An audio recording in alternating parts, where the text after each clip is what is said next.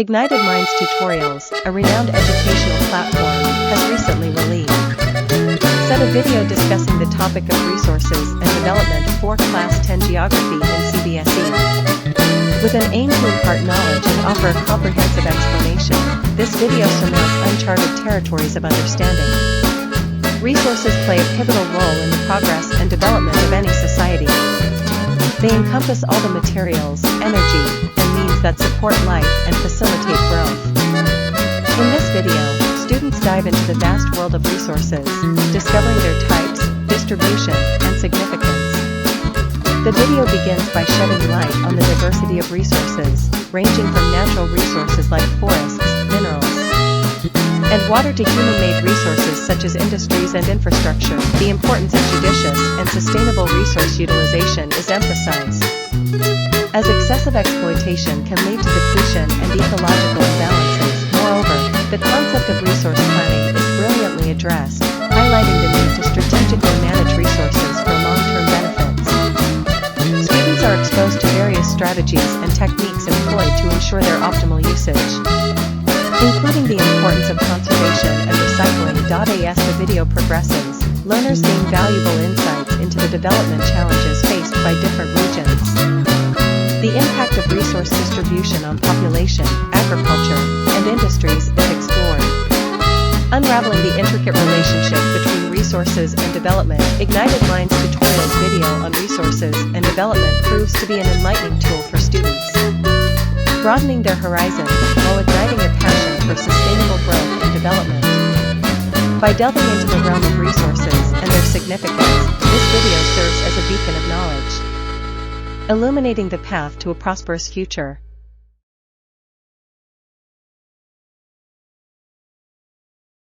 तो resources basically होते क्या है? What are resources? हाँ, इजी करता है। ओके, हमारी लाइफ को जो इजी करे, कैसे इजी करे भाई साहब? ठीक है, which makes our life easy, हमारे लाइफ को भाई साहब इजी करे। ठीक है, चलिए और क्या? What else? नीड्स को फुलफिल करे। ओके, चलिए और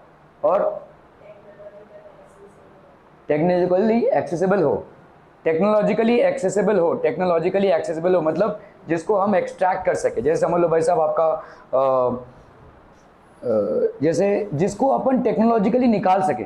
अभी अगर मैं बोलूं कि ये अर्थ है और यहाँ पे बीच में ना एक मिनरल है, बड़े काम की है भाई साहब, यहाँ पे जाते जाते आपको ना मिलियंस ऑफ ईयर्स लग जाएंगे।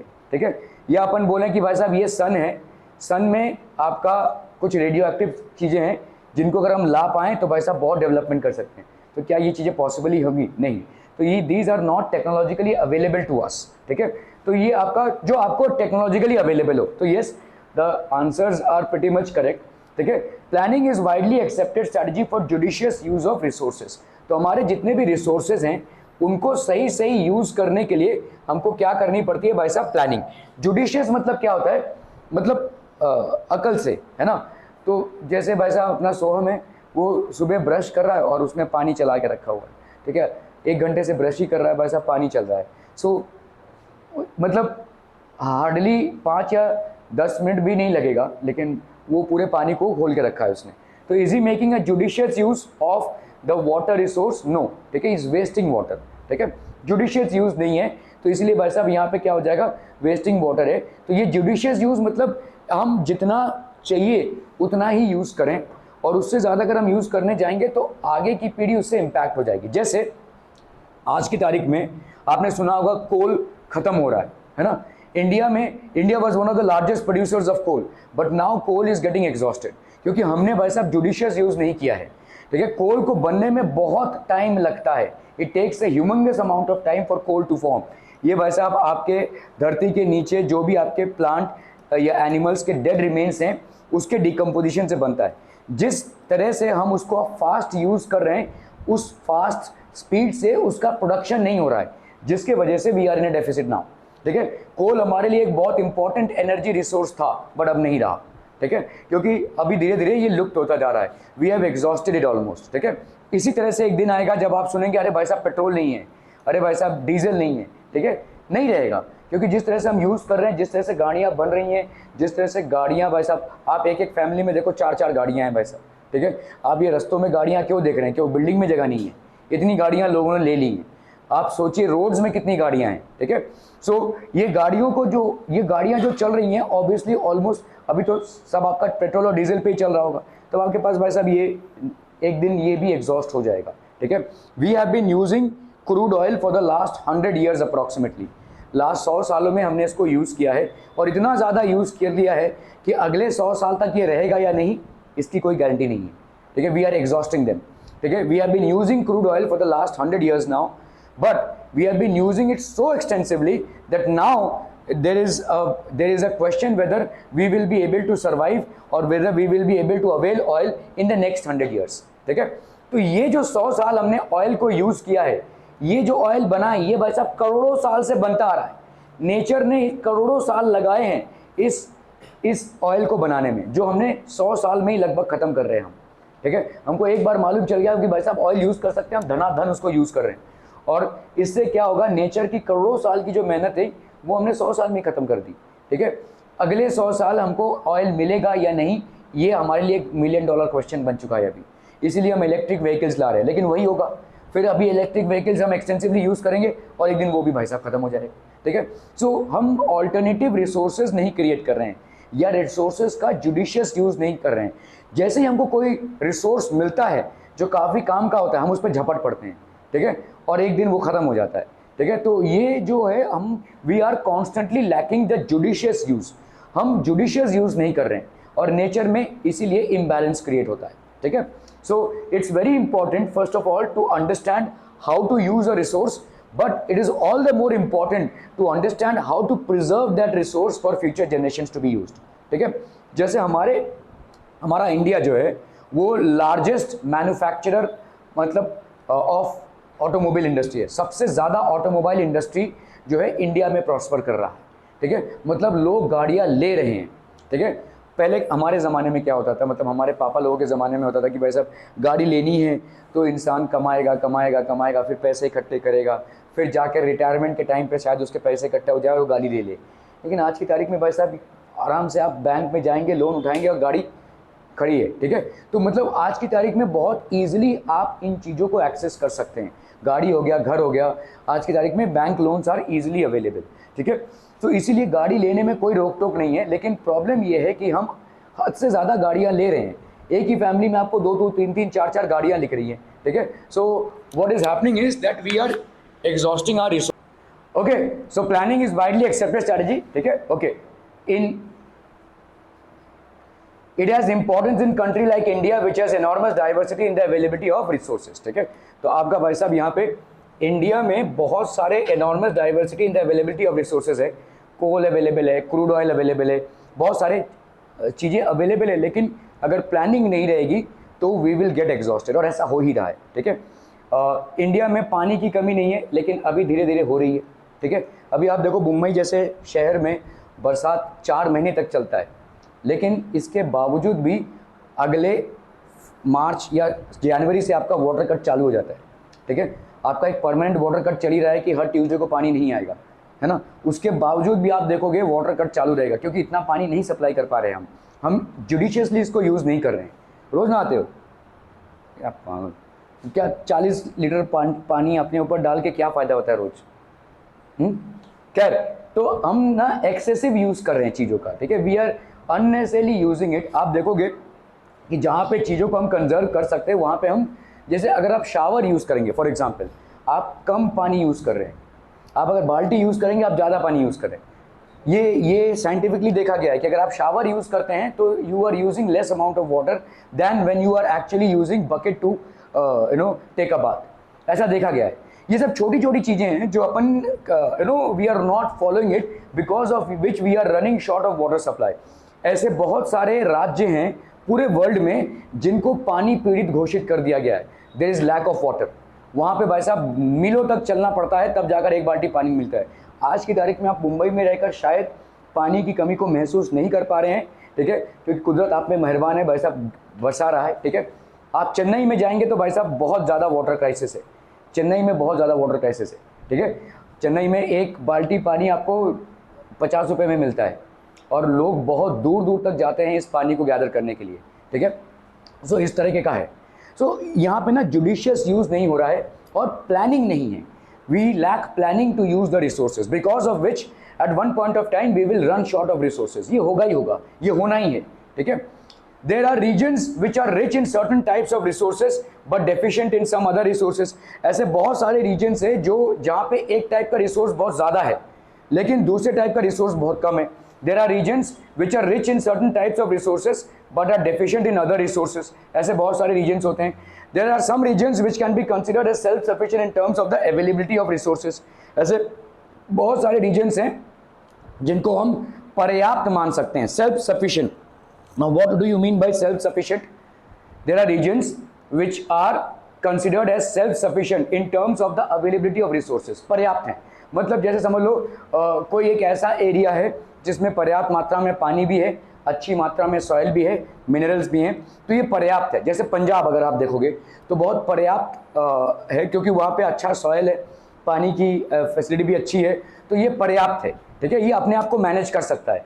और कुछ जगह पे रिसोर्सेज कमी है। There are some regions which has acute shortage of some vital resources. जैसे राजस्थान में पानी की कमी है, सॉइल की कमी है, कल्टीवेशन नहीं हो सकता, एग्रीकल्चर नहीं हो सकता, ठीक है, ये सब चीज़ें वहाँ पे कमी है। तो देखो नेचर ने सारे प्रांतों को सेम डिस्ट्रीब्यूशन नहीं दिया है, कहीं पे कुछ चीज़ों की कमी है और कहीं पे कुछ चीज़ों की सरप्लस है, ठीक है। जैसे पंजाब में खेती बाड़ी बहुत ज़्यादा है, केरला में जाएंगे तो भी बहुत हरा भरा दिखेगा आपको, ठीक है, क्योंकि यहाँ पे पानी की कमी नहीं है और सॉइल भी अच्छा खासा है, इसीलिए कल्टीवेशन यहाँ पे हो रहा है। लेकिन राजस्थान जैसे एरिया में कल्टीवेशन बहुत मुश्किल है। यहाँ मुंबई में आपको इतना बारिश दिख रहा है, आप उतना दूर भी नहीं जाएंगे तो महाराष्ट्र एरिया में सिर्फ वेस्टर्न घाट्स के अलॉन्ग आपको बारिश दिखेगा। ये जो है रेन शैडो एरिया है।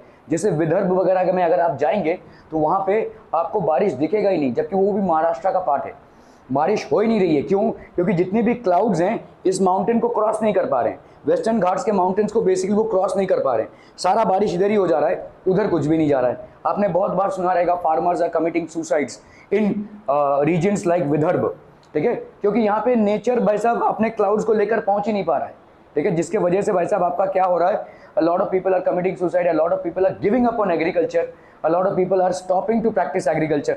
So ऐसा हो रहा है। अभी नेचर का ये डिस्ट्रीब्यूशन है, इसमें अपन कुछ कर नहीं सकते हैं, लेकिन जितना भी डिस्ट्रीब्यूशन है अगर उसको अपन जुडिशियसली यूज करें तो कुछ कर सकते हैं, ठीक है, ओके।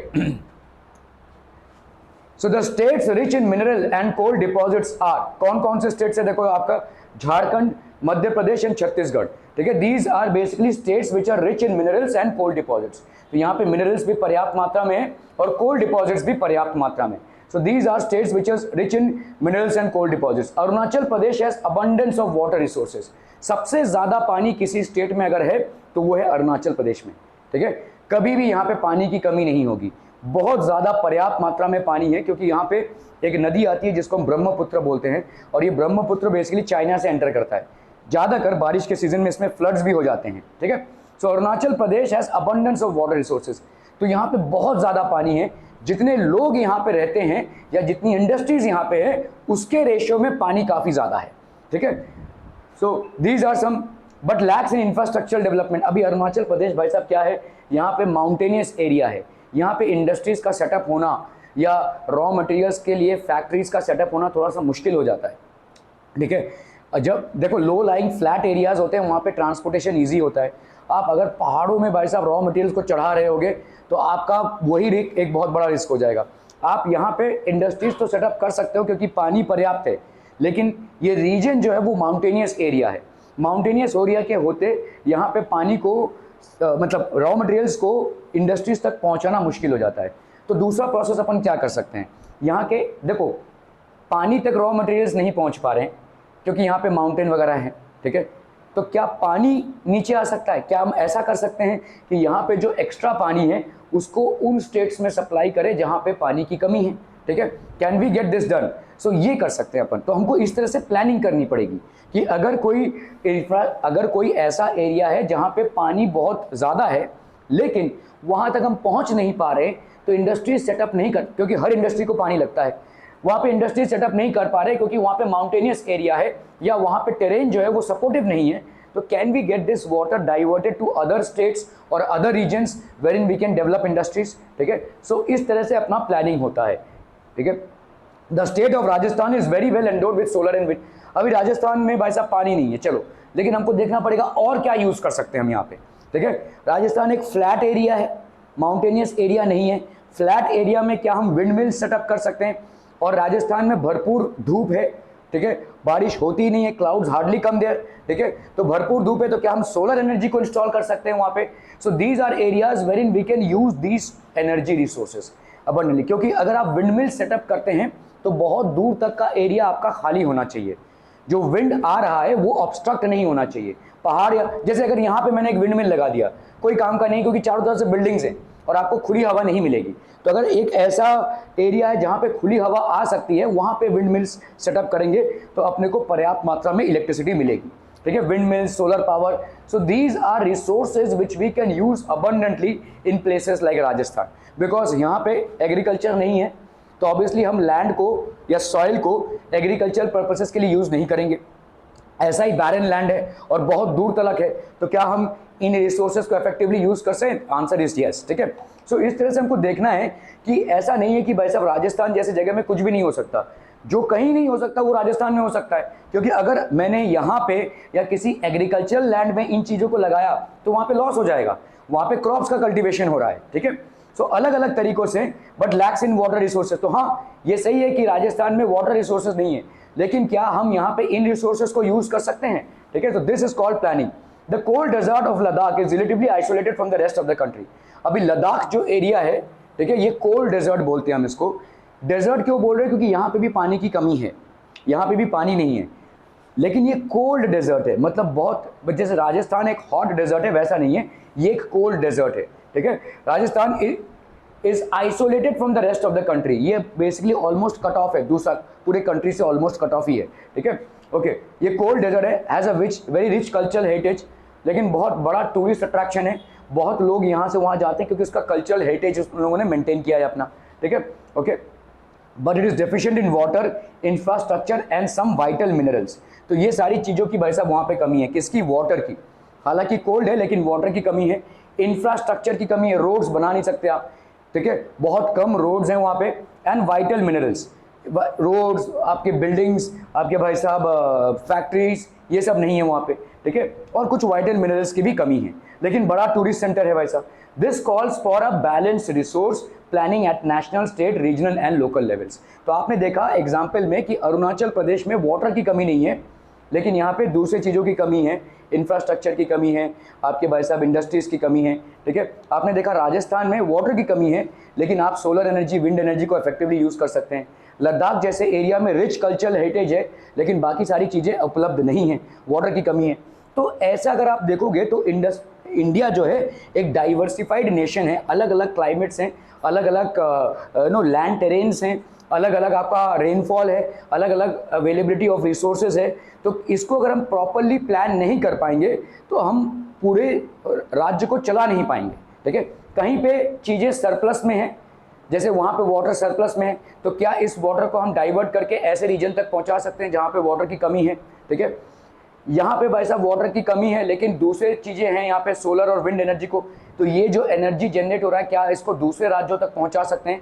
सो इसको बोलते हैं हम रिसोर्स प्लानिंग। ठीक है, किस तरह से एक कंट्री में जो रिसोर्सेज अवेलेबल हैं उनको इफेक्टिवली यूटिलाइज और चैनलाइज करके हम मैक्सिमम बेनिफिट सबके लिए ड्रॉ कर सकें। ठीक है, that is the purpose of resource planning. Okay, resource planning is a complex process which involves identification and inventory of resources across the regions of the country. तो पहला तो है भाई साहब आइडेंटिफिकेशन, कहाँ पे कौन सा रिसोर्स अवेलेबल है, इसका आइडेंटिफिकेशन। आज की तारीख में ऐसे सैटेलाइट्स डेवलप हो चुके हैं, अब देखो आप कहाँ तक ज़मीन को खोदते रहोगे या रिसोर्स को फाइंड करते रहोगे। तो आज की तारीख में ऐसे सैटेलाइट्स डेवलप हो चुके हैं जिन सैटेलाइट्स की मदद से हम रिसोर्स को लोकेट कर सकते हैं। जैसे सैटेलाइट आपके ज़मीन के अंदर रेडियो एक्टिव सब्सटेंसेस हैं कि नहीं, इनको लोकेट कर सकता है। ठीक है, और कोल है कि नहीं, या आपके मिनरल्स हैं कि नहीं, इनको लोकेट कर सकता है। तो अर्थ के आजू बाजू ऐसे सैटेलाइट्स घूम रहे हैं, इन सैटेलाइट से हम रिसोर्सेज को लोकेट कर सकते हैं। So instead of wasting our time in wandering around the entire earth and locating the resources which used to be done by our ancestors, we can actually have satellites installed in space orbits wherein resources can be located। तो resources को आज automatically आप locate कर सकते हैं। तो पहला तो है भाई साहब आइडेंटिफिकेशन, कि रिसोर्स कहाँ पे मिलेगा। खोद कहीं और रहे और भाई साहब रिसोर्स कहीं और पे है तो वो बेकार की मेहनत होगी, ठीक है। आइडेंटिफिकेशन, इन्वेंट्री क्या होती है, व्हाट इज इन्वेंट्री? स्टोरेज, हाँ स्टोरेज, ओके। जैसे अगर आपकी भाई साहब गारमेंट की शॉप है तो आपके दुकान में जितने भी गारमेंट्स हैं जो बिके नहीं है अभी तक, उसको अपन बोलते हैं inventory, that is known as inventory. आपका भाई साहब जूतों का दुकान है तो जितने भी जूते अभी तक बिके नहीं है वो हो गया आपका इन्वेंट्री, ये बिकेंगे तो आपको प्रॉफिट होगा, ठीक है। So that is called inventory. तो पहले तो आइडेंटिफिकेशन। अब भाई साहब आप देख रहे हो कि हाँ आइडेंटिफाई तो किया है, लेकिन समझ लो 100 एकड़ की जमीन है और इसमें भाई साहब 1 ग्राम आपको 100 एकड़ की जमीन 1 ग्राम आयरन मिल रहा है, ठीक है। तो क्या ये इन्वेंट्री बन सकती है? भाई साहब 100 एकड़ की खुदाई करने के बाद 1 ग्राम अगर आयरन मिलेगा, so it is better not to go for it, ठीक है। सो ये इन्वेंट्री नहीं हो सकती। हाँ अच्छा खासा आयरन निकल रहा है तब उस लैंड को आप यूज करेंगे माइनिंग के लिए, दैट इज कॉल्ड इन्वेंट्री। तो पहली बात तो रिसोर्स कहाँ मिलेगा उसको आइडेंटिफाई करना है, और दूसरी बात ये है कि इन्वेंट्री कितनी की है, कितना मिलेगा वहां से। अगर हमने भाई साहब आज माइनिंग चालू किया तो how much of output are we going to get, इसको एनालाइज करने के बाद हम उस रिसोर्स को यूटिलाइजेशन की बात करेंगे। हर जमीन में थोड़ा बहुत आयरन रहेगा ही, कितना है कि आप उसको माइनिंग पर्पसेस के लिए यूज करें, ठीक है, हर जमीन में रहेगा, तो ये देखना पड़ेगा, ठीक है। This is how we are effectively using this. Involve surveying, तो पहले अपन करते क्या है, सर्वे करते हैं, ठीक है। मैपिंग, उसको मैप करेंगे, and qualitative and quantitative estimation. तो भाई साहब जो आयरन अपने को मिल रहा है उसकी क्वालिटी क्या है, क्योंकि आयरन ओर जो है अलग अलग क्वालिटीज के होते हैं। कहीं से आपको भाई साहब आयरन पायरेट में मिल रहा है, तो आयरन ओर अलग अलग होते हैं और इन आयरन ओर्स के अलग अलग क्वालिटीज होती हैं, ठीक है। Estimation and measurement of the resources, ठीक है। तो इन्वॉल्व सर्विंग, पहले तो अपन सर्वे करते हैं, फिर उसको मैप करते हैं। Qualitative and quantitative estimation, qualitative मतलब उस आयरन ओर की क्वालिटी क्या है, is it worth investing in it, कि हम वहां पे जाकर माइनिंग करें। और क्वांटिटेटिव, कितनी क्वांटिटी में मिल रहा है, क्या उसकी क्वालिटी है और क्या उसकी क्वांटिटी है। इन सब चीजों को ध्यान रखते हुए ही हम वहां पे माइनिंग का प्रोसेस चालू करेंगे, ठीक है। ऐसे ही भाई साहब अरे आयरन मिल गया चलो नाचो भाई साहब कल से खुदाई चालू कर दो, कल से भाई साहब माइनिंग करेंगे, ये नहीं होता। पहले आप सर्वे कीजिए, आप देखिए माइनिंग का कॉस्ट जो है वो काफ़ी है और माइनिंग से काफ़ी डैमेज भी हो सकता है, ठीक है। तो इन सब चीज़ों को एनालाइज करने के बाद आप माइनिंग चालू करेंगे या उस रिसोर्स को यूज़ करना चालू करेंगे। So this is called surveying. Evolving a planning structure and endowed with appropriate technology, skill and institutional setup for implementing resource development plans, ठीक है। एक प्लानिंग स्ट्रक्चर होना चाहिए आपका, एंडोड विद अप्रोप्रिएट टेक्नोलॉजी, तो आपकी टेक्नोलॉजी एडवांस होनी चाहिए ताकि आप ऑप्टिमम यूज कर पाएं रिसोर्सेज का, ठीक है। तो ये आपका appropriate technology, skill and institutional setup, आपके फैक्ट्रीज का सेटअप, आपके इंडस्ट्रीज का सेटअप, ठीक है। और जो स्किल्ड लेबर्स, आप भाई साहब ऐसे छपरी इंजीनियर्स को बुलाकर वहाँ पे काम नहीं करवा सकते, है ना। You will have to have people who are knowledgeable in the first place, कि मशीन्स को कैसे यूज़ करना है, इंस्टॉल करना है और कैसे हमको मैक्सिमम आउटपुट मिले।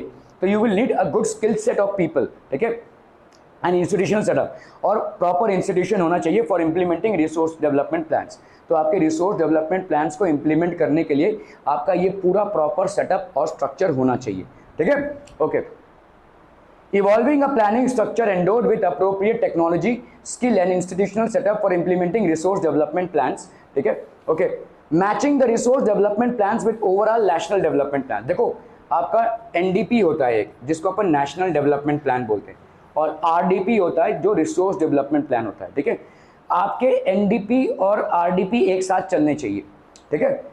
हमको किसी रीजन में कोई रिसोर्स मिला और हमने उसको ताबड़तोड़ यूज करके खत्म कर दिया, हमारा नेशन भाई साहब खतरे में होगा, क्योंकि वो रिसोर्स बहुत यूजफुल था। जैसे आज की तारीख में देखो, एक रिसोर्स जो हम बहुत ज़्यादा यूज़ नहीं करते हैं वो है रेडियो एक्टिव चीज़ें। रेडियो एक्टिव सोर्सेज जो होते हैं वो कहीं ना कहीं मिलेंगे ही, और ये रेडियो एक्टिविटी जो होती है वो हमारे लिए बहुत इंपॉर्टेंट होती है। प्रॉब्लम ये है कि इसको हम ठीक से हैंडल नहीं कर पा रहे हैं क्योंकि वो बहुत रिस्की है, ठीक है, रेडियो एक्टिव चीज़ें। तो रेडियो एक्टिव अगर समझ लो कोई मटेरियल, समझ लो कहीं से हमको यूरेनियम मिल रहा है, बहुत काम की चीज़ है। आज की तारीख में हम इसको बोल सकते हैं गोल्ड फ्यूल है ये, ठीक है। तो यूरेनियम हमको कहीं से मिल रहा है, ये समझ लो किसी रीजन से मिल रहा है, वहाँ पे लोगों ने उसको निकाला और भाई साहब यूज कर लिया, खत्म कर दिया, फेंक दिया। ये जो फेंक दिया ये बहुत डेंजरस है। अगर आपने रेडियो एक्टिव चीज़ों को सही से हैंडल नहीं किया तो वो रेडिएशन से लोगों को कैंसर तक हो सकता है, लोगों की मौत हो सकती है, ठीक है। तो वो नेशन के लिए एक बहुत बड़ा खतरा बन जाएगा। तो इसीलिए जो नेशनल डेवलपमेंट आपका प्रोसेस है और आपका भाई साहब रिसोर्सेज का डेवलपमेंट प्रोसेस है वो एक साथ चलना चाहिए, ठीक है, okay. Matching the resource development plans with overall national development plans. India has made concerted efforts for achieving the goals of resource planning right from the first 5-year plan launched after independence। तो देखो India को जब independence मिला तो उसके बाद से जो भी गवर्नमेंट आई इन्होंने 5-year प्लान्स लॉन्च किए, ठीक है। तो अगले 5 सालों में, जैसे अगर आज बैठक हो रही है गवर्नमेंट की, तो अगले 5 सालों में हम इन सेक्टर्स पे डेवलपमेंट करेंगे। तो इंडस्ट्रियल सेक्टर हो गया, या भाई साहब आपका माइनिंग सेक्टर हो गया, या कोल का सेक्टर हो गया, ये तो ऐसे 5 सेक्टर्स को आइडेंटिफाई किया जाता था। एजुकेशनल सेक्टर हो गया, तो ऐसे 5 सेक्टर्स में हम बेसिकली काम करेंगे।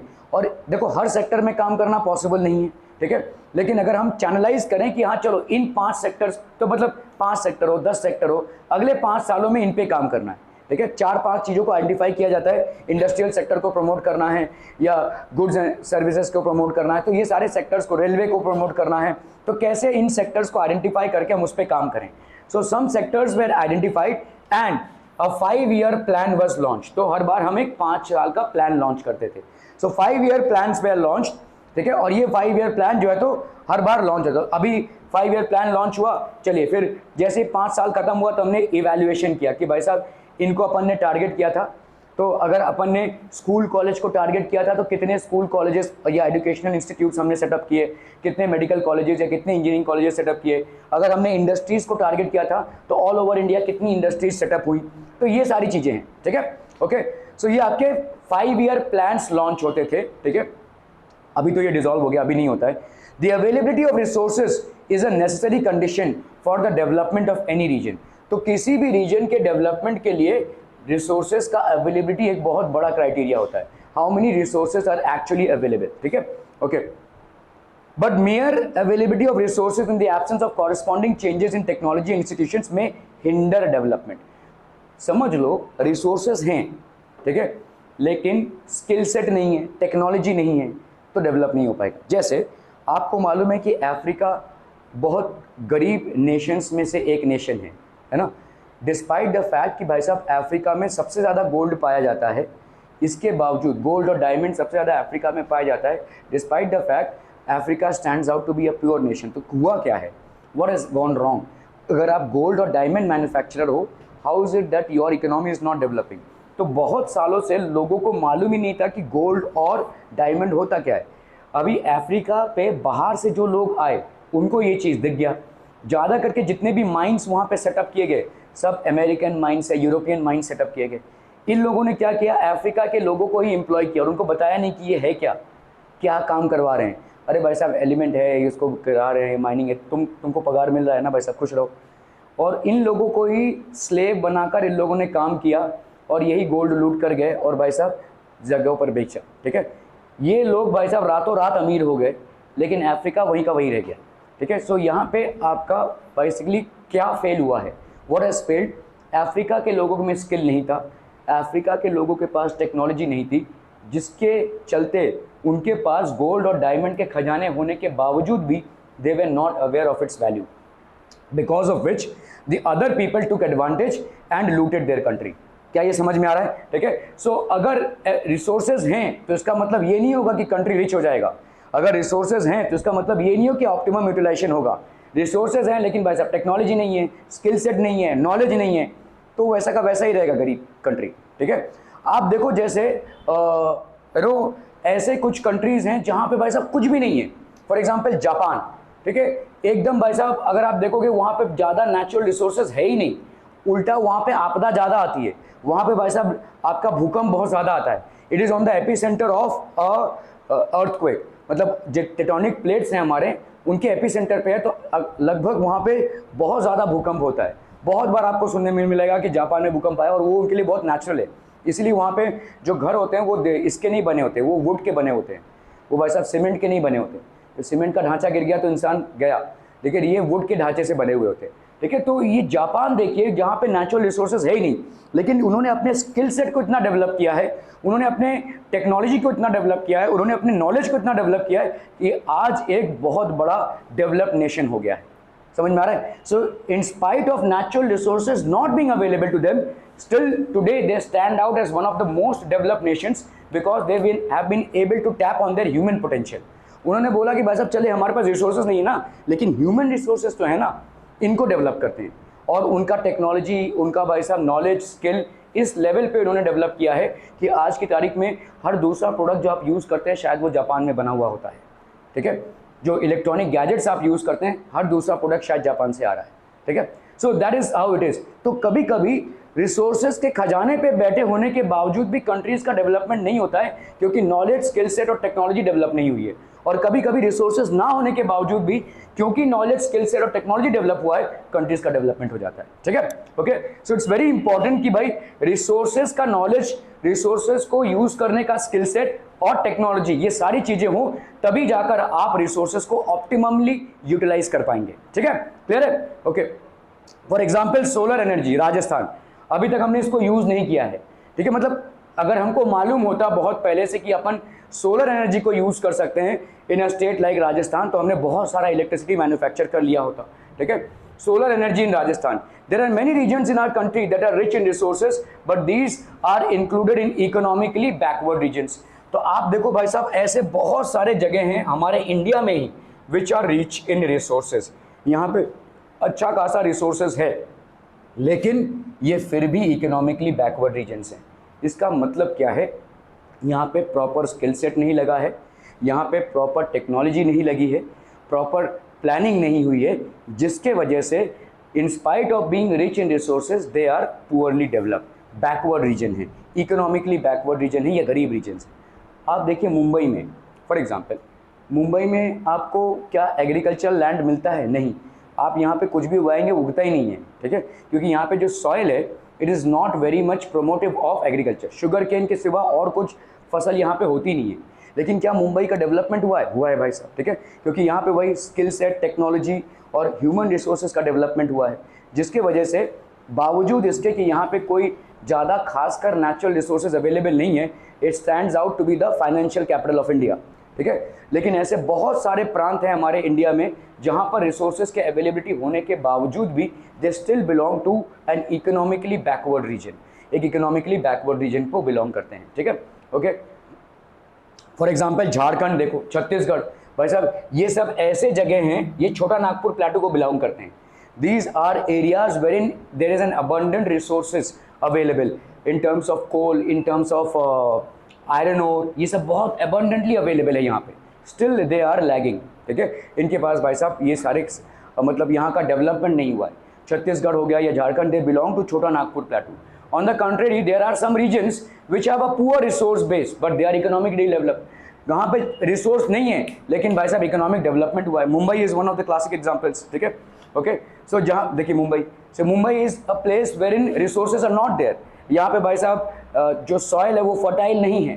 ठीक है, बारिश भी भाई साहब अंधाधुंध है। ठीक है, यहाँ पे रिसोर्स है ही नहीं, लेकिन फिर भी यहाँ पे भाई साहब डेवलपमेंट हुआ है। ठीक है, सो ये होता है कि अगर हमारी प्लानिंग सही हो, अगर हमारा स्किल सेट, टेक्नोलॉजी ये सब डेवलप हो रहा हो, तो then we will be able to use the resources effectively. The history of colonisation reveals that rich resources in colonies were the main attractions for the foreign invaders. आज की तारीख में अगर हम पीछे जाते हैं हिस्ट्री में, तो हमको मिलता है कि ब्रिटिशर्स यहाँ पे आए थे, फ्रांस से लोग यहाँ पे आए थे, Dutch people were here, Portuguese लोग आए थे। ये सब लोग क्यों आए थे इंडिया में? Why were they all coming to India? Because India was a rich land of resources. यहाँ पे उनको रिसोर्सेज दिखा, इन्होंने अपना होमवर्क किया था, हमने नहीं किया था, आज भी नहीं कर रहे हैं। ठीक है, तो इंडिया में इनको जो दिखा था हमको आज भी नहीं दिख रहा है, इसीलिए तो इतनी बड़ी तादाद में अपने देश को छोड़कर ये इंडिया में धंधा करने आए, क्योंकि इनको दिख रहा था कि भाई साहब ये लैंड में हम क्या क्या उगा सकते हैं। पहली बात तो इंडिया में स्पाइसेस मिलते हैं बहुत अबंडेंटली, एशिया के सारे कंट्रीज में स्पाइसेस मिलते हैं, तो इंडिया में भी बहुत ज़्यादा स्पाइसेस मिलते हैं। India was famous for spices. Plus यहाँ पे भाई साहब कॉटन की खेती है। ब्रिटिशर्स लोग भाई साहब उस टाइम पे जो कॉटन मिल रहा था यहाँ पे, ज़बरदस्ती हम किसानों से फूड क्रॉप्स ना करवा कर कॉटन की खेती करवाई, क्योंकि उनको दिख रहा था, they were able to see this. ठीक है, we still are not able to see this and we still are not able to tap on our resources. ठीक है, the history of colonization, colonization मतलब जो ब्रिटिश कॉलोनी बनी थी, reveals that rich resources in colonies. तो resources बहुत ज़्यादा थे इन कॉलोनीज में, लेकिन प्लानिंग नहीं था, इंफ्रास्ट्रक्चर नहीं था, डेवलपमेंट नहीं था, स्किल सेट डेवलपमेंट नहीं था, टेक्नोलॉजिकल एडवांसमेंट नहीं थी, जिसकी वजह से रिसोर्सेज को टैप नहीं कर पाए। इसके वजह से भाई साहब 200 साल तक कोई आकर हमको लूट कर जाता है और हम कुछ कर नहीं पाते हैं।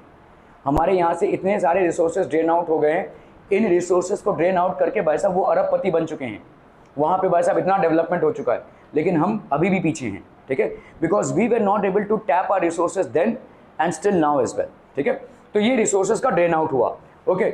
It was primarily the higher level of technological development of the colonising countries.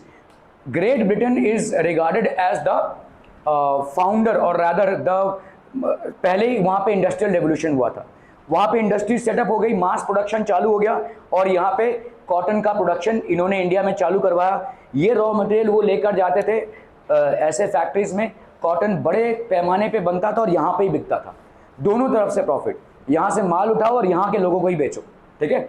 So it was primarily the higher level of technological development, जो बहुत पहले से स्टार्ट हो गया था, of the colonising countries like Great Britain, ठीक है, that helped them to exploit resources of other regions and establish their supremacy over the colonies, ठीक है। तो इन्होंने इसको एक्सप्लॉइट किया, इन्होंने भाई साहब ये कॉटन खरीदा, यहाँ के फार्मर से खरीदा और भाई साहब ये अपने देश में लेकर गए जहाँ पे बड़े पैमाने पर कॉटन की पैदावार हुई, कपड़े बने और वापस यहाँ पे ही बिके, ठीक है। सो दो तरफा प्रॉफिट है, ठीक है, दो तरफा profit, okay. Therefore, resources can contribute to development only when they are accompanied by appropriate technological development and institutional changes. तो resources के होने से ही डेवलपमेंट नहीं होगा, resources तो अपनी जगह पे पड़े हैं, उनको जब हम प्रॉपर टेक्नोलॉजी और स्किल सेट के साथ यूज़ करते हैं, इंस्टीट्यूशनल चेंजेस मतलब बहुत बड़े पैमाने पे फैक्ट्रीज और इंडस्ट्रीज जब सेटअप होती हैं, ठीक है, तब जाकर भाई साहब रिसोर्स का ऑप्टिमम यूटिलाइजेशन हम कर सकते हैं, अदरवाइज नॉट, ठीक है, क्लियर है, okay. India has experienced all these different phases of colonization. India has experienced all this in different phases of colonization. ठीक है? Therefore, in India, development in general and resource development in particular does not involve the availability of resources. ठीक है? In India, development in generally and resource development in particular does not only involve the availability of resources but their use. ठीक है? But also the technology, quality of human resources and the historical experiences of the people, ठीक है। तो technology बहुत ज़्यादा matter करता है आपके रिसोर्स डेवलपमेंट में, ठीक है। क्वालिटी ऑफ ह्यूमन रिसोर्सेज, आपका ह्यूमन रिसोर्सेज का क्वालिटी क्या है, what is the quality of human resources and historical experiences of the people. आप समझो इस चीज़ को कि when the national movement started, आपका भाई साहब एक चैप्टर गया है, ठीक है, rise of nationalism in India. जब नेशनल मूवमेंट स्टार्ट हुआ, गांधी के साथ बहुत बड़े पैमाने पर लोग जुड़े और उनका एक प्रोग्राम था चरखा चलाओ और अपने कपड़े खुद बुनो, ठीक है। बॉयकॉट समझ में आता है, बॉयकॉट द ब्रिटिश रूल, ठीक है। ब्रिटिश रूल को आप बॉयकॉट क्यों करना चाहते हैं? क्योंकि ब्रिटिशर्स आपको लूट रहे हैं। क्यों लूट रहे हैं? यहाँ से कॉटन प्रोड्यूस कर रहे हैं, वहाँ पे कपड़ा बना रहे हैं और यहाँ पे बेच रहे हैं। कैसे ये प्रोसेस हो रहा है? क्योंकि वहाँ पे बहुत बड़े पैमाने पे कपड़ा बना पा रहे हैं वो, क्योंकि उन्होंने ऑलरेडी इंस्टीट्यूशनलाइजेशन कर दिया है, वहाँ पे फैक्ट्रीज और इंडस्ट्रीज सेटअप कर दिए हैं, बहुत बड़े पैमाने पे कपड़े बन रहे हैं। इंडिया के मार्केट में उतने बड़े पैमाने पे कपड़े नहीं बन रहे हैं। इंडिया का डिमांड बढ़ता जा रहा है, ब्रिटिशर्स ने देख लिया इस चीज़ को कि भाई साहब यहाँ पे पॉपुलेशन बढ़ता जा रहा है, इनका डिमांड बढ़ता जा रहा है, लेकिन जिस तरह से ये मैन्युफैक्चर कर रहे हैं छोटे पैमाने पे, इस तरह से इस डिमांड को ये पूरा नहीं कर पाएंगे। So let's cover up this gap. इन्होंने भाई साहब धड़ाधड़, क्योंकि इन्होंने फैक्ट्रीज खोल ली थी, इंडस्ट्रीज़ खोल ली थी, तो बहुत बड़े पैमाने पर मैन्युफैक्चरिंग हो रही थी, यही चीज़ को यहाँ पर इन्होंने बेचना चालू कर दिया, ठीक है। अभी आते हैं हमारे गांधी जी, जिन्होंने चरखा चलाना सीखा। एक इंसान को अपने लिए अगर 2 कपड़े सिलने हैं, 2 कपड़े, लेट्स से 2 कपड़े नहीं 4 कपड़े आपको कम से कम उस टाइम पे लगते होंगे, आज तो बहुत सारे कपड़े लगते हैं, पूरे साल भर में 4 कपड़े अगर आपको अपने लिए बुनने हैं तो रोज आपको 4 घंटा चरखा चलाना पड़ेगा, ये एवरेज है, ठीक है ना। ये हम बोल सकते हैं कि आत्मनिर्भर रहो, लेकिन इस निर्भरता से कितना बड़ा लॉस हो रहा है। हर इंसान का जीवन में से अगर 4 घंटा सिर्फ चरखा चलाने में जाता है ताकि वो 4 कपड़े अपने लिए बुन सके, ताकि वो पूरा साल चल, तो हमारा सोच तभी क्या था, लोग गांधी के साथ बहुत जोर से जुड़ गए, सब लोग चरखा चलाने लगे, दे वेयर मास। भाई साहब देखिए, I am not blaming Gandhi, but I am concerned about the mind set that people have. Why can't this be कि भाई साहब सब लोग 1-1 रुपये डालो, 1-1 रुपये डालो, एक मशीन खरीदते हैं, एक इंडस्ट्री डालते हैं, वहाँ पे अपना कपड़ा बुनेंगे, भाई साहब जो काम आप 4 घंटे में कर रहे हो रोज, ठीक है, वही काम भाई साहब एक मशीन आपको 40 कपड़ा दे देगा 1 घंटे में। Can this be done? तो ये सोच में ही हम पिछड़े थे, इस सोच में ही हम पीछे थे। हम इतने बड़े मास नंबर में हम एक लीडर के साथ एसोसिएट करते हैं, क्यों? क्योंकि उन्होंने हमको सिखाया कि चरखा कैसे चलाते हैं और कैसे हम बेसिकली अपने लिए कपड़ा बुन सकते हैं। Boycott is good, which was very good, कि भाई ब्रिटिशर्स के गुड्स को बॉयकॉट करो, लेकिन किस एक्सपेंस पे, किस बात पे?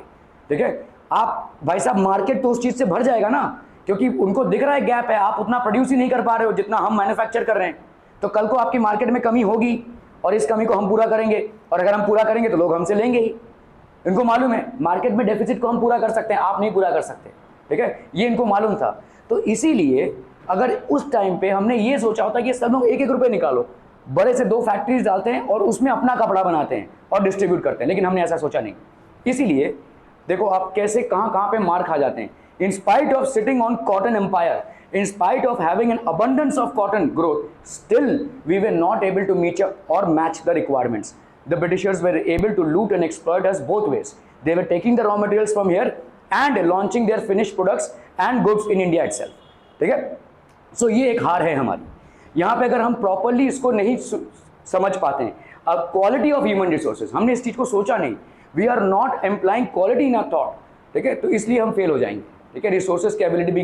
तो आप देखो एक दूसरा कंट्री आकर हमारे ही रिसोर्स को यूज करके हम ही को चूना लगा के जाता है, ठीक है, हमारे पास वो रिसोर्स होने के बावजूद भी हम इतने स्लो हैं कि हम प्रोडक्शन को मीटअप नहीं कर पा रहे हैं। हम खादी मैन्युफैक्चर कर रहे हैं डेफिनेटली, बट ये चरखा बुनने के प्रोसेस में अगर हर इंसान अपना 4 घंटा रोज वेस्ट कर रहा है, उसी 4 घंटे में वो कम से कम 1 रुपये तो कमा लेगा, और 1 रुपये कमाकर भाई साहब दे सकता है, जिससे हम मशीन लगा सकते हैं। ठीक है, so these were the things. Okay, so why do we need a balanced resource planning? What are the steps involved in resource planning in India? कैसे भाई साहब आप इस आंसर को लिखेंगे? आंसर्स में पॉइंट्स और कीवर्ड्स आपके होने चाहिए। ठीक है, so India is a country with enormous diversity of resources. ठीक है, India is a country with enormous, बहुत सारे रिसोर्सेज हैं और बहुत सारे टाइप्स के रिसोर्सेज हैं। ठीक है, certain areas in India are rich in mineral resources, example Jharkhand, whereas certain regions are rich in water resources, example Arunachal Pradesh, but lack in infrastructure facilities. तो जैसे अभी आपने देखा कि Arunachal Pradesh stands out to be having the most abundance of water supply in India. ठीक है, तो कुछ जगहों पे भाई साहब बहुत ज़्यादा रिसोर्सेज अवेलेबल है। ठीक है, झारखंड, वहाँ पे भाई साहब आपके मिनरल रिसोर्सेज काफ़ी ज़्यादा हैं। Certain areas in India are rich in mineral resources, example Jharkhand, whereas certain regions are rich in water resources, example Arunachal Pradesh, but lack in infrastructure facilities. तो यहाँ पे भाई साहब इंफ्रास्ट्रक्चर फैसिलिटीज कहाँ पे नहीं है? अरुणाचल प्रदेश में। Ladakh is rich in cultural heritage, इसीलिए भाई साहब बहुत सारे लोग लद्दाख विजिट करते हैं, क्योंकि उन्होंने अपने कल्चर को मेंटेन करके रखा है और आप कल्चर से जुड़ते हैं। ठीक है, the reason why people visit places is not only because of its scenic beauty but also because of the culture. ठीक है, आप जैसे देखोगे राजस्थान में इतनी गर्मी होने के बावजूद भी कुछ कुछ जगह ऐसे जहाँ पे बहुत लोग जाते हैं, सीनिक ब्यूटी की वजह से नहीं, वहाँ के कल्चर की वजह से, वहाँ के हेरिटेज की वजह से, और उन्होंने अपने हेरिटेज और कल्चर को मेंटेन करके रखा है। तो दीज बिकम गुड और अट्रैक्टिव टूरिस्ट स्पॉट्स। ठीक है, okay, so Ladakh is a rich cultural heritage but it is isolated from other regions and also lacks in resources such as water, minerals etcetera. ठीक है, this calls for balance resource planning at the national, state, regional and local levels. तो local level पे, regional level पे, state level पे और national level पे balance resource planning बहुत ज़रूरी हो जाती है। ठीक है, otherwise in spite of resources being available to us we will not be able to tap the potential. And आप कितनी बारी घड़ी देखेंगे, आए हैं लेट और ताबड़तोड़ घड़ी देखे जा रहे हैं। Okay, so these are basically regional, अगर हम टैप करेंगे पोटेंशियल को, ठीक है, बिल्कुल भी इंटरेस्ट नहीं है भाई साहब तुम्हारा, बिल्कुल भी नहीं, neither in maths, neither, every time I see you are in some own world of your own.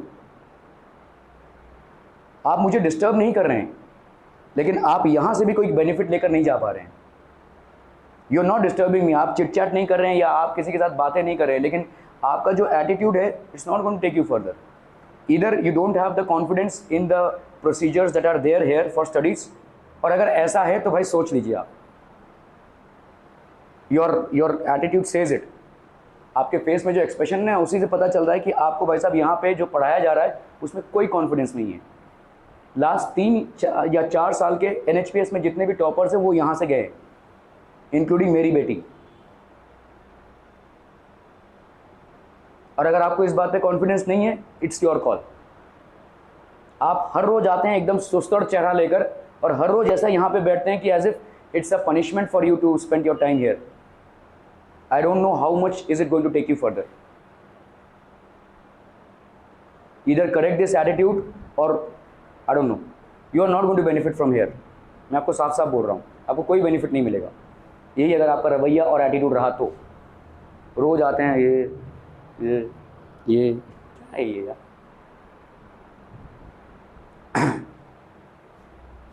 Okay, resource planning is a complex process which involves identification and inventory of resources across the regions of the country। तो पहले तो भाई साहब identify करो, ठीक है। फिर inventory क्या है, इन्वेंट्री मतलब कितनी क्वांटिटी में है, ठीक है। Identification inventory of resources across the regions of the country. This involves, तो पहले आप करेंगे survey, mapping and qualitative and quantitative estimation. तो आपका भाई साहब सर्वे करेंगे आप, फिर मैप करेंगे रिसोर्स के साथ, और कितनी क्वालिटी और क्वांटिटी अवेलेबल है, estimation and measurement of the resources. Evolving a planning structure endowed with appropriate technology.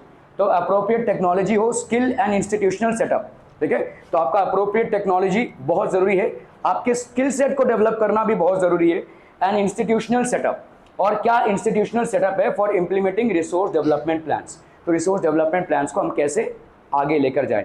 Matching the resource development plans with overall national development plans, ठीक है। तो आपका भाई साहब जो ओवरऑल, ठीक है, मैचिंग आपका डेवलपमेंट प्लान्स है, आपका एक जगह का जो रिसोर्स डेवलपमेंट प्लान है वो नेशन के डेवलपमेंट प्लान के साथ अलाइन होना चाहिए। नेशन में कुछ और प्लानिंग चल रही है, आप कुछ और प्लान कर रहे हैं, ऐसा नहीं होगा, ठीक है।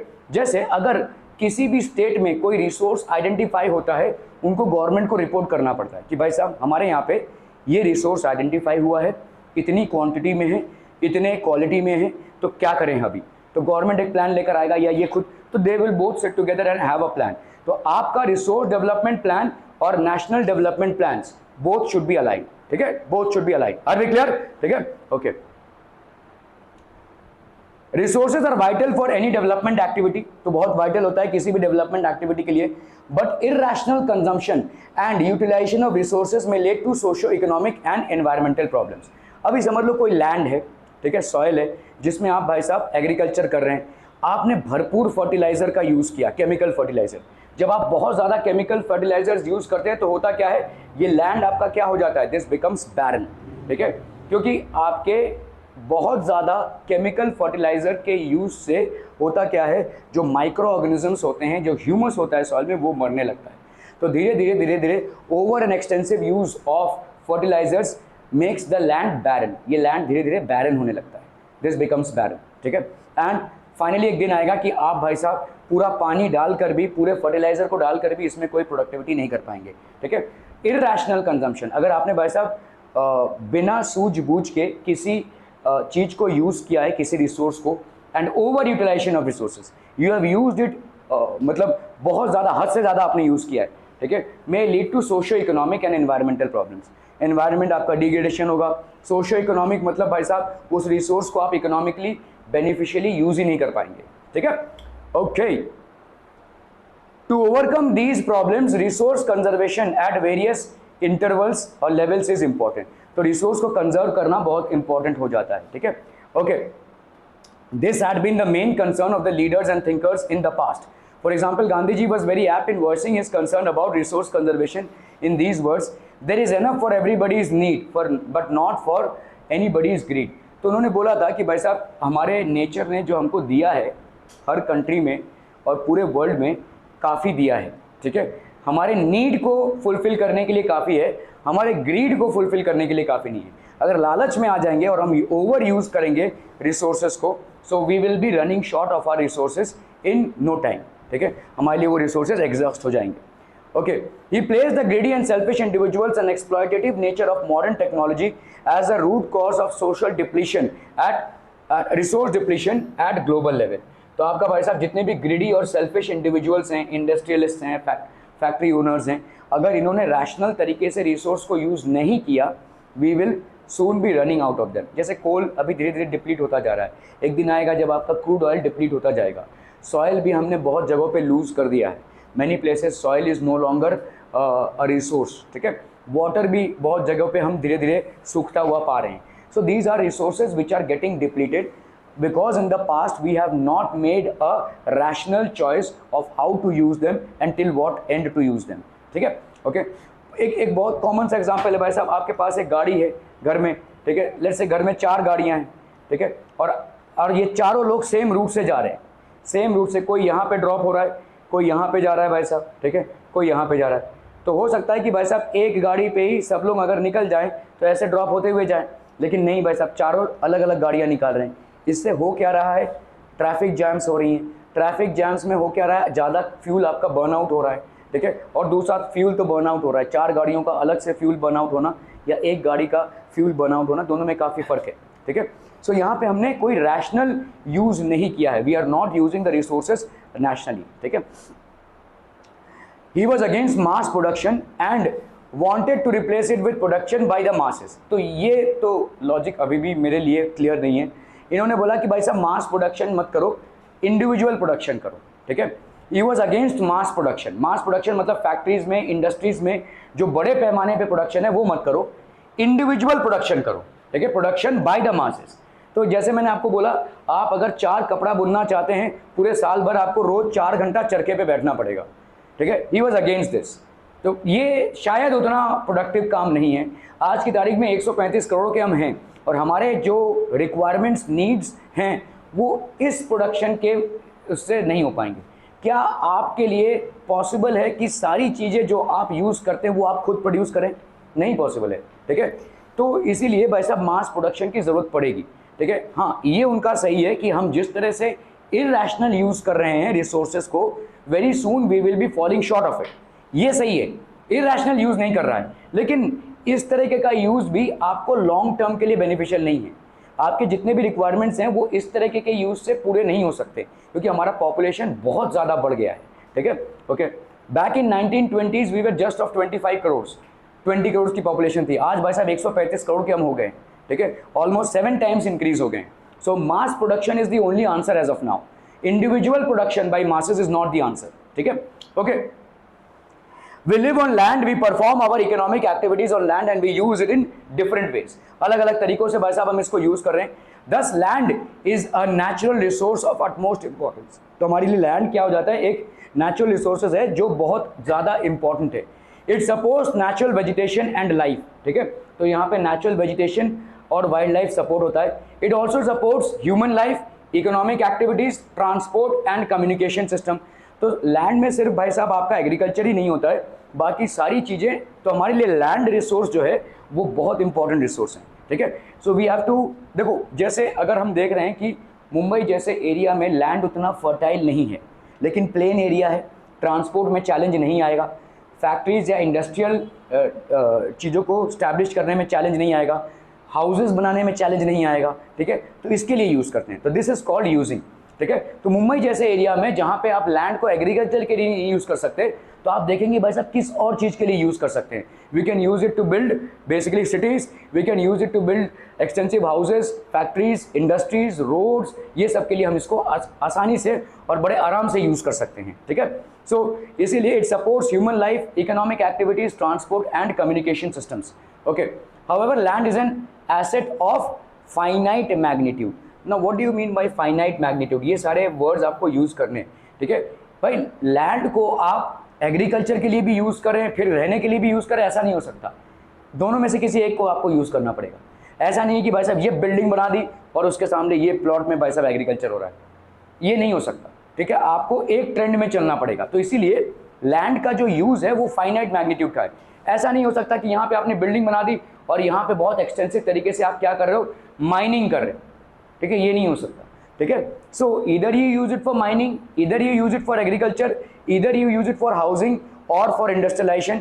ऐसे तरीकों से आप लैंड का डेवलपमेंट कर सकते हो. तो फाइनाइट मैग्नीट्यूड मतलब क्या है कि आप किसी एक चीज में ही लैंड को यूज कर सकते हैं, इधर फॉर हाउसिंग और फॉर इंडस्ट्रियलाइजेशन और फॉर माइनिंग पर्पसेस और फॉर एग्रीकल्चर. ठीक है, तो आपको प्रायोरिटाइज करना है कि किस में फायदा है. ठीक है, Therefore, it is important to use the available land for various purposes with careful planning. तो इसीलिए बहुत ज़रूरी है कि जो लैंड हमको अवेलेबल है उसको प्रॉपरली प्लान करके यूज़ करना, ठीक है। India has land under a variety of relief features, namely mountains हैं यहाँ पे, ठीक है। वी हैव माउंटेन्स जहाँ पे कुछ बनाना ऑलमोस्ट नेक्स्ट टू इम्पॉसिबल है। वहाँ पे इंफ्रास्ट्रक्चर का डेवलपमेंट होना बहुत मतलब मुश्किल है।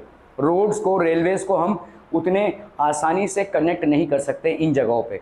तो वेस्टर्न घाट्स हैं, ईस्टर्न घाट्स हैं, प्लस आपके भाई साहब ये अरुणाचल प्रदेश के उधर भाई साहब बहुत सारे माउंटेन्स हैं, हिमालयज हैं, तो ये माउंटेनियस एरियाज़ हैं।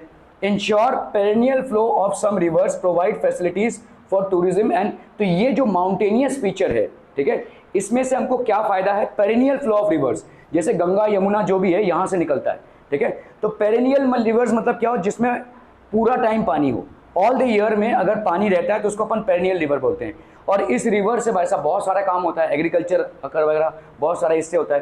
प्लस इसमें जो सॉइल उतरता है वो सॉइल इस प्लेन को फर्टाइल बनाता है। अपने को मालूम है Ganga plains are most fertile because they are carrying the alluvial soil from the top hilly और माउंटेन एरियाज डाउन, ठीक है। तो अलूवियल सॉइल प्लस वाटर दोनों मिल रहा है किसानों को, ठीक है। तो इससे एक बात तो ये हो गई, perennial flow of some rivers, rivers से हमको क्या मिल रहा है, पानी भी मिल रहा है और अलूवियल सॉइल भी मिल रहा है, ठीक है। प्रोवाइड फैसिलिटीज़ फॉर टूरिज्म, और क्योंकि ये माउंटेनियस एरियाज़ हैं और बड़े मतलब ऐसे पहाड़, सीनिक ब्यूटी है, तो काफ़ी सारे टूरिस्ट यहाँ पे नेशनली और इंटरनेशनली विजिट करते हैं, ठीक है, ओके। एंड इकोलॉजिकल एस्पेक्ट्स, तो काफ़ी सारे इकोलॉजिकल एस्पेक्ट्स भी हैं जिनको कंसिडर किया जाता है। Are we clear on this one people, हम समझ में आ रहा है ये, ठीक है। तो ये हो गया आपका माउंटेनियस एरियाज। ऐसा नहीं है कि सारे माउंटेन्स को तोड़ दो, क्योंकि अगर ये माउंटेन्स नहीं होंगे भाई साहब, आपको पानी के लिए बहुत तरसना पड़ेगा। आप रहते हैं मुंबई में और इन वेस्टर्न घाट्स के वजह से आपके ऊपर बारिश हो रही है 4 महीने की, और इन 4 महीने की लगातार बारिश के बाद भी आपके वाटर कट्स हो रहे हैं। तो सोचिए अगर ये वेस्टर्न घाट्स ना होते तो आपका मुंबई में रहना दुश्वार हो जाता, आपको पानी नहीं मिलता था। इतने बड़े तादाद में हम नहीं रह सकते थे यहाँ पे, ठीक है। जितने बड़े तादाद में हम मुंबई में रहते हैं उतनी बड़ी तादाद में हम नहीं रह सकते थे, क्योंकि ये 4 महीने की बारिश का भरपूर फ़ायदा हमको इन टर्म्स ऑफ वाटर मिल रहा है, ठीक है। सो हर लैंडस्केप का एक एडवांटेज या अपॉर्चुनिटी है, ठीक है। सो ये this is basically mountainous region, okay. Then we have plateaus, plateaus basically flat lands हैं, ठीक है। इनका हाइट थोड़ा सा है लेकिन ये फ्लैट लैंड्स हैं, दीज आर मोर और less flat lands. It possesses rich reserves of minerals, हमारे जितने भी जो प्लेटूज हैं उनमें ज़्यादा करके मिनरल्स मिलते हैं हमको, ठीक है। It possesses rich reserves of minerals, fossil fuels and forest, तो बहुत सारे रिच मिनरल्स मिलेंगे, फॉसिल फ्यूल्स एंड फॉरेस्ट भी इन प्लेटूज में, ठीक है, okay. It provides facilities for agriculture and industry, तो काफ़ी सारा एग्रीकल्चर इंडस्ट्री भी मिल रहा है भाई साहब हमको, ठीक है, ओके। देन वी हैव, तो आपका जो माउंटेनियस एरियाज हैं दैट इज गॉट ओनली 30%, आपका बाकी का प्लेटू में कितना है भाई साहब 27%। देन वी हैव हेयर 43%, ये आपका भाई साहब ग्रीन लैंड्स हैं, ठीक है। So these are basically green lands, okay. तो आपका लैंड डिस्ट्रीब्यूशन समझ में आ रहा है, यहाँ पे आप एग्रीकल्चर नहीं कर सकते, बहुत ज़्यादा इंफ्रास्ट्रक्चर डेवलपमेंट नहीं कर सकते हैं, ठीक है। तो ये आपका 30% लैंड है। 27% लैंड, ये जो प्लेटू वाला एरिया है, इसमें आपको बहुत बड़ी तादाद में मिनरल्स मिलते हैं। आपका जो आयरन है, एल्यूमिनियम है, कॉपर है, ये सब यहाँ से मिलता है, ठीक है। कोल है, all these are rich mineral deposits which you will always need for industrial production, ठीक है। This 43% is basically agriculturable land, जहाँ पे एग्रीकल्चर हो सकता है। पंजाब हो गया, आपका उत्तर प्रदेश हो गया, यहाँ पे भी शुगर केन वगैरह के फैक्ट्रीज, केरला, ठीक है, ये सारे छोटे छोटे रीजन्स हैं जहाँ पे एग्रीकल्चर हो सकता है। वेस्ट बंगाल एक प्राइमरी एग्रीकल्चरल सेंटर है, ठीक है। सो ये आपके भाई साहब division. So land resources are use for the following purposes. पहला क्या है आपका फॉरेस्ट, फॉरेस्ट लैंड्स हमारे लिए ये ऑक्सीजन है, बेसिकली ऑक्सीजन मैन्युफैक्चरर्स हैं, ठीक है, ओके। लैंड नॉट अवेलेबल, तो फॉरेस्ट लैंड में अपन कुछ नहीं कर सकते। फॉरेस्ट लैंड्स आपके बेसिकली माउंटेनियस एरियाज में होते हैं, ठीक है, और ऐसे इनएक्सेसिबल जगहों पर होते हैं जहाँ पे आप कुछ कर ही नहीं सकते हैं, ठीक है। तो forest is there which is required as well. Land not available for cultivation, कुछ लैंड ऐसे होते हैं जो जैसे जैसे हाँ बैरन लैंड मतलब राजस्थान, ठीक है, यहाँ पे भाई साहब लैंड फर्टाइल मतलब बहुत प्लेन लैंड है लेकिन भाई साहब not available for cultivation. Kutch हो गया, गुजरात में जो कच्छ एरिया है वो भी फ्लैट एरिया है but again not available for cultivation, वहाँ पे आप कल्टीवेशन नहीं कर सकते हैं, उस लैंड में भाई साहब कुछ भी नहीं उगाया जा सकता, ठीक है। जैसे आप मुंबई में अगर देखोगे तो खाड़ी एरियाज आपको दिखेंगे जहाँ पे हर समय पानी नहीं रहता है, लेकिन वहाँ पे भी आप कुछ कल्टीवेट नहीं कर सकते क्योंकि वहाँ पे खारा पानी आएगा। जैसे ही आपका भाई साहब हाई टाइड लो टाइड होता है तो पानी आता रहता है जाता रहता है, तो ऐसे जगहों पे आप कल्टीवेट नहीं कर सकते। लैंड के होने के बावजूद भी these are non agricultural level lands, ठीक है।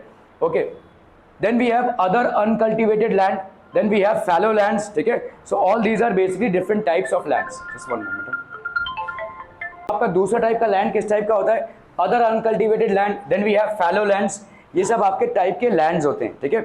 Net sown area, okay. Forest आपका देखिए land not available for cultivation में, तो आपका फॉरेस्ट एरिया यहाँ पे अपन कल्टीवेशन नहीं कर सकते हैं। यहाँ पे माउंटेनियस एरियाज होते हैं, बीच में पानी वगैरह होता है, ठीक है, खाड़ी वगैरह होता है, जिसके वजह से अपन फॉरेस्ट एरियाज में कल्टीवेशन नहीं कर सकते, ठीक है। Land not available for cultivation. Barren and waste land, तो इस तरह के जो बैरन और वेस्ट लैंड होते हैं these are actually not available for cultivation, ठीक है। barren and waste land, land put to non agricultural uses, let's say building हो गया, roads हो गया, factories हो गया, ये सब आपके भाई साहब land put to non agricultural uses हैं, ठीक है। buildings, roads and factories, इस पे अपन cultivation नहीं करते। permanent pastures and grazing lands, ये permanent pasture है, यहाँ पे हम हमेशा सिर्फ pastures करा सकते हैं। what are pastures? जो आपके animals घास फूस खाते हैं उसका, ठीक है, ये pasturable land है, इसमें भी हम कल्टीवेशन नहीं कर सकते हैं। Land under miscellaneous tree crops, तो जैसे आपका ये बैम्बू है, ये मिसलेनियस ट्री क्रॉप है। बैम्बू हम बहुत सारी चीज़ों में यूज़ करते हैं, ठीक है। सो इसको कल्टीवेट करने के लिए भी हमको बैम्बू फॉरेस्ट क्रिएट करना पड़ता है। बेसिकली बैम्बू कैसा होता है, बैम्बू का जो स्टिक होता है उसके रूट से ही दूसरा बैम्बू आता है, फिर इसके रूट से दूसरा बैम्बू आता है, ऐसा पूरा जंगल हो जाएगा। आप एक दो बैम्बू नहीं, पूरा बैम्बू का फॉरेस्ट ही हो जाएगा वो, ठीक है। So land cultivable waste land, और क्या है भाई साहब आपका left anti cultivated for more than 5 agriculture. अगर ऐसा कोई लैंड है जिसमें 5 साल से कोई एग्रीकल्चर नहीं हुआ है, cultivable waste land, left uncultivated for more than 5 years, तो 5 साल से भाई साहब कोई कल्टिवेशन नहीं हुआ है, ऐसा कोई अगर लैंड है, ठीक है, तो उसको अपन बोलते हैं क्या, कल्टिवेबल वेस्ट लैंड, ठीक है। मतलब यहाँ पे किसी कारणों की वजह से 5 साल तक कोई एग्रीकल्चर नहीं हुआ है, ठीक है, इसको अपन क्या बोलेंगे, कल्टीवेबल वेस्ट लैंड। तो यहाँ पे आप एग्रीकल्चर कर सकते हैं लेकिन कोई कारण है जिसकी वजह से आप कल्टीवेशन नहीं कर रहे हैं, ठीक है। Fallow lands, current fallow left without cultivation for more than less 1 agriculture year. तो अगर आपने भाई साहब लेस देन 1 एग्रीकल्चर ईयर से, हो सकता है ना कभी कभी आप लैंड को रिप्लेनिश होने के लिए छोड़ देते हैं, बहुत सालों से अगर आप कंटिन्यूसली किसी लैंड पे एग्रीकल्चर करते आएंगे तो वो क्या हो जाएगा, उसकी उपजाऊता कम हो जाएगी। तो रिप्लेनिश पर्पसेस के लिए, रिप्लेनिशमेंट मतलब क्या होता है, इसको फिर से रिप्लेनिश करने के लिए आप इसको छोड़ देते हैं। तो current fallow land left without cultivation for 1 और लेस देन 1 एग्रीकल्चर ईयर, तो 1 साल से कम तक एग्रीकल्चर नहीं हुआ है, या 1 साल तक अगर एग्रीकल्चर नहीं हुआ है तो उसको अपन क्या बोलेंगे, fallow land. So what is fallow land? Cultivable land in which agriculture has not been practiced for certain reasons for 1 year or less than 1 year, ठीक है, okay. Other current fallow lands left uncultivated for past 1 to 5, तो आपका देखो 3 type के हो गए, ठीक है। एक हो गया लेस देन 1 एग्रीकल्चर ईयर, एक हो गया 1 to 5 और एक हो गया मोर देन 5, ठीक है। सो यहाँ पे एग्रीकल्चर 0 से 1 ईयर तक अगर नहीं हुआ है, एक टाइप का ये हो गया 1 to 5 ईयर्स का नहीं हुआ है, और एक मोर देन 5 ईयर्स तक आपने कोई एग्रीकल्चर उसमें नहीं किया है, ठीक है। तो ये होता है आपका अनकल्टिवेबल लैंड, ठीक है। नेट सोन एरिया, अभी नेट सोन एरिया होता क्या है, area sown more than once in an agriculture year plus net sown area is known as gross cropped area. तो कितना एरिया आपने सोन किया, मतलब किसी क्रॉप से, अभी वो क्रॉप कुछ भी हो सकता है, जैसे देखो सनफ्लावर है, सनफ्लावर ऑयल बनता है जो आपका, वो सनफ्लावर ऑयल सीड से बनता है, ठीक है। Area sown more than once in an agriculture year, एक एग्रीकल्चर ईयर में अगर आपने 1 से ज़्यादा बार उसमें खेती की है, कुछ क्रॉप जो होते हैं उनका लाइफ स्पैन 6 महीना होता है, तो 6 महीने आपने खेती की, फिर से 6 महीने आपने खेती की, ठीक है। तो area sown more than once in an agriculture year plus net sown area is known as gross cropped area, इसको अपन बोलेंगे gross cropped area, okay. So how do we differentiate between net sown area and gross crop area? The total area on which crops are raised during a particular area represents the net sown area। तो जो total area होता है जिसमें crops का cultivation होता है, ठीक है, इन अ पर्टिकुलर ईयर, एक पर्टिकुलर साल में, ठीक है, raised during a particular year represents the net sown area, ये टोटल एरिया हो गया। Gross Son area is different in the sense that if more than one seasonal crop is raised over a piece of land during the year, the area is counted twice. इसको अपन twice count करते हैं। देखो एक समझ लो area है, ठीक है, इसमें अपन ने ओके तो अगर भाई साहब देखो ग्रॉस जोन एरिया क्या होता है, तो समझ लो भाई साहब ये आपका एरिया है, ठीक है, ग्रॉस जोन एरिया डिफरेंट, जैसे समझ लो ये एक एरिया है, इसमें आपने 1 टन अनाज उगाया, ठीक है, कब से कब तक, जनवरी से लेकर लेट्स से मार्च तक, ठीक है, तो 1 टन अनाज उगाया आपने, फिर आपने भाई साहब अप्रैल से जुलाई तक फिर से किया और उसमें भी 1 टन आया, इसमें भी 1 टन आया, फिर जुलाई से लेट्स से सितंबर तक किया तो 1 टन आया। इस तरह से आप जितनी बार इसको यूज़ करेंगे उतना बार आपका ग्रॉस जोन एरिया कैलकुलेट होता रहेगा, ठीक है। सो यहाँ पे ट्वाइस हो, थ्राइस हो, 4 टाइम्स हो, 5 टाइम्स हो, it depends how many times you have use that area for cultivation, ठीक है। The extent of increase in gross sown area over net zone area is the result of availability of means of irrigation in the area, ठीक है। तो जितना ज़्यादा आपका gross sown area बढ़ेगा over net zone area, the result of availability of means of irrigation in the area, इससे ये increase होगा। Intensive cultivation leads to increase in gross sown area. तो इंटेंसिव कल्टीवेशन मतलब बहुत दूर तलक आपका एक ही क्रॉप, बहुत दूर तलक जब आप एक ही क्रॉप को उगाते हैं तो उसको हम बोलते हैं इंटेंसिव कल्टीवेशन, ठीक है। जैसे राइस तो राइस, वीट तो वीट। आप अगर पंजाब में जाओगे तो बहुत दूर तलक आपको वीट की खेती दिखेगी। आपको जो गेहूं मिलता है या जो आटा मिलता है वो मेनली आपका पंजाब में प्रोड्यूस होता है। अगर आप वेस्ट बंगाल में जाओगे या केरला में जाओगे तो बहुत दूर तलक आपको राइस की खेती मिलेगी। These are intensive cultivations, ठीक है। So these are intensive cultivation leads to increase in gross area even though the total available land may remain the same, ठीक है। तो टोटल अवेलेबल लैंड आपका सेम है लेकिन इंटेंसिव कल्टीवेशन आप कर रहे हैं, इससे आपका ग्रॉस जोन एरिया इंक्रीज होता है।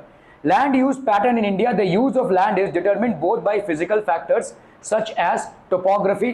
टोपोग्राफी मतलब किस तरीके का लैंड है, पहाड़ी एरिया है, प्लेन एरिया है, ठीक है, प्लेटू एरिया है या प्लेन एरिया है, इसके ऊपर लैंड यूज डिपेंड करता है आपका, ठीक है। Okay, it depends upon the soil.